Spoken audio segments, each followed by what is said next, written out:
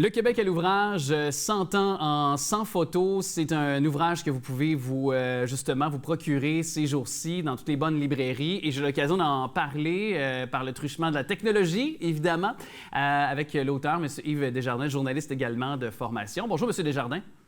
Bonjour. Content de vous jaser. Et pourquoi, tout bonnement, d'avoir fait ce livre-là, tout d'abord? Parce qu'il faut quand même dire que ça met en évidence donc les syndicats, soit la Confédération des syndicats nationaux, entre autres, là, la CSN, peut-être communément mieux connue des gens. Là. Bien, tout à fait, parce que l'occasion, puis l'événement, c'est que cette année, en 2021, la CSN célèbre son 100e anniversaire. La centrale m'a approché, il n'y a pas si longtemps, mais c'était juste avant le début de la pandémie, en décembre. J'essaie de me remémorer en décembre 2019 parce qu'on a vécu le premier choc de la pandémie en mars suivant. Et ils avaient aimé d'autres livres que j'avais écrits auparavant.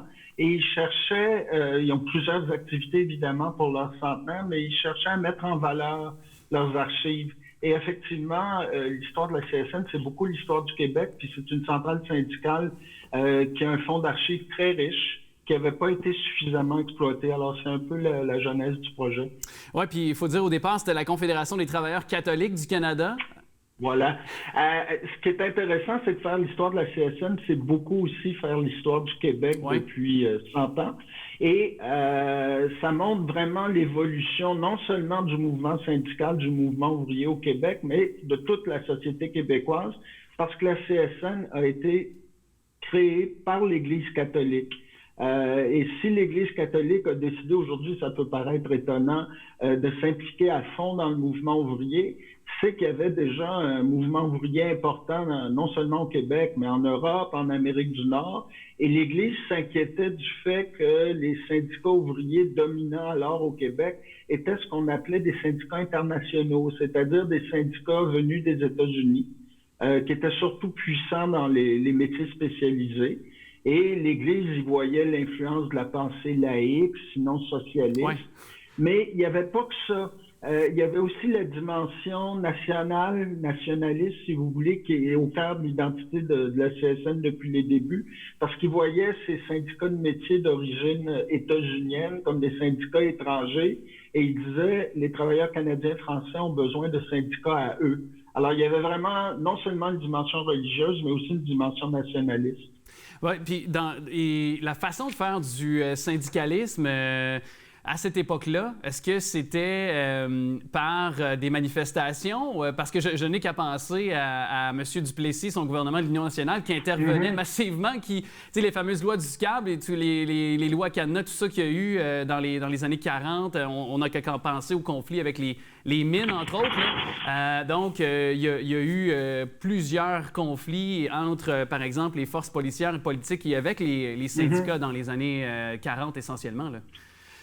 D'ailleurs, ces années-là, les années du premier ministre Maurice Duplessis, donc la période qui va grosso modo des années 1940 au début des années 1960, pour les raisons que vous venez d'expliquer, ça a contribué à rapprocher les syndicats catholiques et les syndicats internationaux, justement parce que la politique très clairement opposée aux syndicats du gouvernement Duplessis a fait que des syndicats qui auparavant étaient ennemis ont eu à s'unir pour se défendre. Et ça émerge beaucoup pendant les années 50.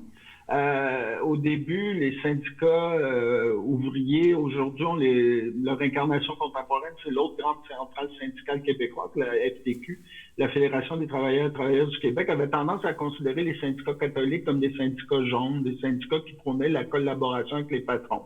Ce qui était d'ailleurs en partie vrai. L'Église prônait la réconciliation entre le capital et le travail, mais quand les conflits de travail se sont beaucoup politisés, entre autres à cause de l'attitude du premier ministre Duplessis, on pense à la grève de l'amiante en 1949 qui est célèbre, on pense aussi dans les manufactures de textiles, une grève tragique à Louisville en 1952 où Duplessis a envoyé la police provinciale créer littéralement une émeute. Les policiers ont ouvert le feu sur les grévistes, il y a eu plusieurs blessés graves. Ouais. D'une certaine façon, les syndicats catholiques ont dû mettre de l'eau dans leur vin leur idéal de réconciliation avec le patronat en avait pris pour son rôle, mais ça a contribué à rapprocher les différentes composantes du mouvement syndical au Québec. Et du gouvernement d'avoir une paix un peu, bon, je vais le dire comme ça, sociale, parce que dans les années 60, quand même, il y a eu le gouvernement de M. Lesage, il y a eu la Révolution tranquille, il y a eu une contribution des syndicats pour bâtir le Québec. On ne peut le nier, là, qu'on soit pro ou contre les syndicats. Je pense que dans l'accélération vers la modernité du Québec qu'on connaît maintenant, mais qu'il y a eu en amont par les jeunes baby boomers et la société des années 60-70, c'est sûr que les syndicats y ont contribué.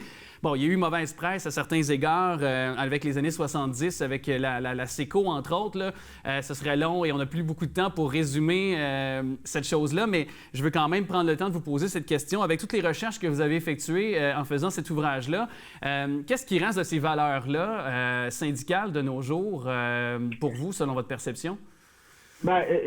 Comme historien, on aime bien avoir du recul sur les événements, mais il y a une chose qui est quand même assez évidente si on compare le mouvement syndical des années 1960 jusqu'aux années 1980 à celui d'aujourd'hui, c'est que pendant toute la période qui a suivi les années Duplessis, le mouvement syndical s'est d'abord vu un partenaire. C'est-à-dire qu'au début de la Révolution tranquille, dans les années 60, il y a plein de réformes que le mouvement syndical revendiquait, comme l'assurance maladie, comme l'éducation beaucoup plus accessible. Il y a plein de réformes qui sont finalement accomplies. Mais ça a basculé assez rapidement, entre autres à la CSN peut-être plus qu'ailleurs, parce que la CSN est devenue la centrale où les cols blancs, les nouveaux syndiqués du secteur public québécois en pleine expansion sont surtout allés à la CSN. Alors l'État était plus seulement le partenaire qui faisait des réformes, puis on le voit encore aujourd'hui, c'était aussi l'État patron qui dictait les conditions de travail. Et dans les années 70, la CSN avait une idéologie beaucoup plus proche de ce qu'on appellerait la lutte des classes, le syndicalisme de combat. Donc, ce qui dominait dans le discours, c'était l'affrontement avec l'État au service des boss. Aujourd'hui, le mouvement syndical est loin d'être seul. Alors, la voix du mouvement syndical, si on a l'impression qu'elle est moins forte, c'est parce qu'elle est accompagnée par les voix de beaucoup d'autres mouvements sociaux qui ont émergé. On pense à l'altermondialisme, on pense au féminisme, on pense à l'écologie. Alors que dans les années 60, dont vous parliez, le mouvement syndical occupait un plus grand espace parce que tous ces mouvements-là n'étaient pas encore aussi forts qu'aujourd'hui. Puis c'est un peu le mouvement syndical qui reprenait à son compte les revendications progressistes. L'autre aspect qui a changé, c'est que dans les années 80, il a émergé tout un discours qui associait le syndicalisme à l'État-providence, à un État obèse, que les syndiqués étaient des privilégiés. Alors, le mouvement syndical a dû composer aussi avec un discours qui disait « c'est pas vrai que le mouvement syndical est progressiste ». Très intéressant. Merci beaucoup, M. Desjardins, de nous avoir parlé. Merci. Merci pour l'invitation.